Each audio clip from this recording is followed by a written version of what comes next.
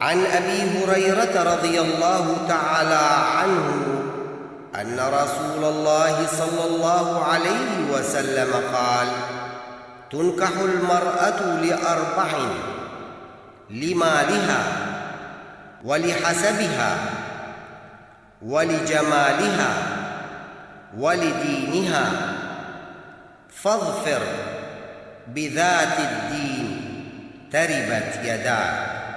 صحیح بخاری۔ حضرت ابو ہریرہ رضی اللہ عنہ بیان کرتے ہیں کہ رسول اللہ صلی اللہ علیہ وسلم فرماتے تھے کہ بیوی کے انتخاب میں عموماً 4 باتیں مد نظر رکھی جاتی ہیں۔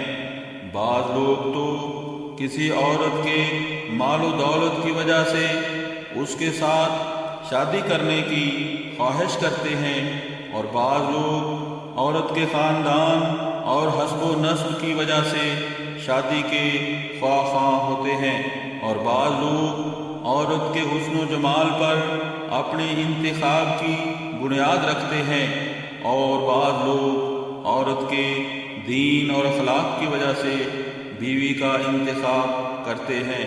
سو اے مرد مسلم، تو دیندار اور با اخلاق رفیقہ حیات چن کر اپنی زندگی کو کامیاب بنانے کی کوشش کر، ورنہ تیرے ہاتھ ہمیشہ خاک آلود رہیں گے۔